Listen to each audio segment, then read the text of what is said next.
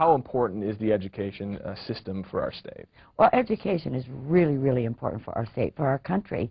You know, we're competing now in a global economy, and if we don't have a well-educated workforce, we're going to just be dropping off by the wayside. So education is very, very important. And there are obvious problems in our state. I know you've seen the recent numbers, 42% of schools considered not adequate. That's scary. I mean, for any parent, for someone like myself who's getting ready to send their kids off to school in a couple of years, that's a scary number to look at. That is absolutely very disappointing, and of course we're doing everything in our power to make a change in that direction. And we are holding teachers and parents accountable, and certainly want to see parents more engaged in their children's schools. But we have, of course, made dramatic changes just in the last couple of years here in Arizona, and with the help of the school districts and the school teachers and the parents all getting engaged and having children that have big dreams and are willing to work hard, we will overcome it. Well, I noticed you said, Governor, parents, you added parents in there. How much of a role do they play? Because we always seem to blame the teachers, we always seem to blame the districts. Are parents a big part of this? Well, actually, let me say this. The reason why I got involved in public service was because of education. I had gone to a school board meeting, and the members were not performing in the manner of which I thought that they should be. And so that's when I decided to really get involved. And because I knew even way back then in the early 70s how important education was going to be to my children. So today I'm governor, so education is the #1 priority of mine. It always has been in all the 30 years that I've played. But it's important that parents are engaged so that they're participating in it, that they're talking, and that they're talking with the teachers, and that people are learning together and setting those standards high.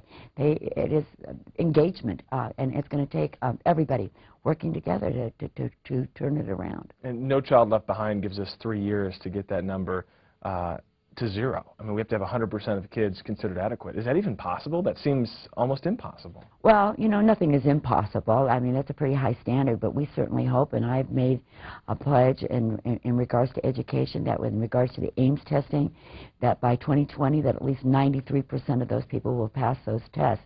But let me remind you that Arizona has set the standard higher and higher and higher each year.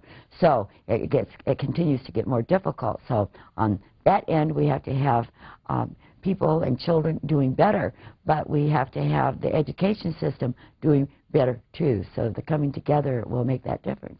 And I know that was by design back when No Child Left Behind originally came out to do the graduated system. And there was a hope that No Child Left Behind would go away, and it hasn't gone away. Do you expect the state to ask for an exemption once this new 2012 100% expectation rolls around? Well, I think that's something that probably needs to be debated in the legislature and with the community, just exactly what it is that we want to do. But we will continue pushing hard to make sure that the children in the state of Arizona get the very best education that we can provide them. But again, it's going to take everybody working together, the administration, the school teachers, and the parents, and government. Is the Ames test the right tool, the right measurement for education? You know, I often wonder if there really truly is a right measurement, but you know, we have to some way somehow measure something. So at this point in time, it is the measurement that we're using, and we can work with that. But we need to make sure that our kids pass it if that's the measurement that we're going to use. And obviously it's been disappointing. Arizona has not done well in regards to that, so we're pushing forward. When we look at the numbers, is education broken in Arizona? Does it need to be fixed?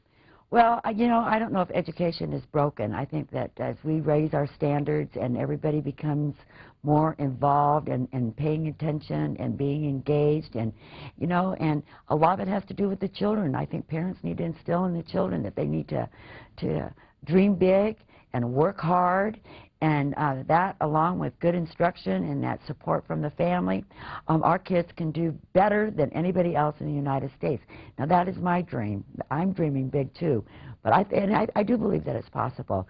And in this competitive market, in this competitive world that we're engaged in, going into the future, it's incumbent that everyone gets a good education. And by that I mean that by 2020 also that, you know, 90% of all our high school graduates receive a 4-year degree from a university. What do you tell parents out there, you know, parents who have kids, like I said, maybe some of them entering school, going into high school, and again, they see the numbers, they just might not feel comfortable, you know, maybe they're considering going to private school. They should be able to have faith in our public school system. Oh, absolutely.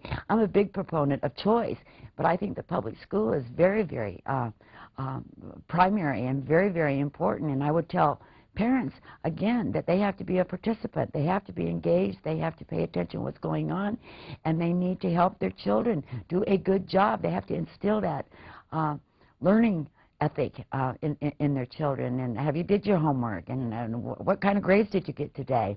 And we've made some changes where parents can become more involved with a new data system that's going to come online. We're going to start grading schools so parents can go online and see what grade their school is actually getting. Everybody needs to be accountable. Transparency, putting parents and teachers on notice, it sounds like that's what you're saying. Right, absolutely. And we have fabulous teachers out there. Since I've been governor, I've pledged that I would do everything that I could to support our teachers and our parents out there to get our children educated. A #1 priority, I put my career on the line when I campaigned and chaired the committee for Proposition 100 so that they wouldn't get more devastating cuts, and I will continue to be a big, strong proponent of education in Arizona. Is there enough money in our state to properly teach our kids? That's how it seems like every time we turn around, there's not enough. Well, if you would talk to some people, there's never, and there is never going to be enough money. Bottom line is we've got to do a good job with the money that we have, and that's our goal. And I just encourage everyone to believe in that philosophy, and let's join together, and let's do it for our kids and for our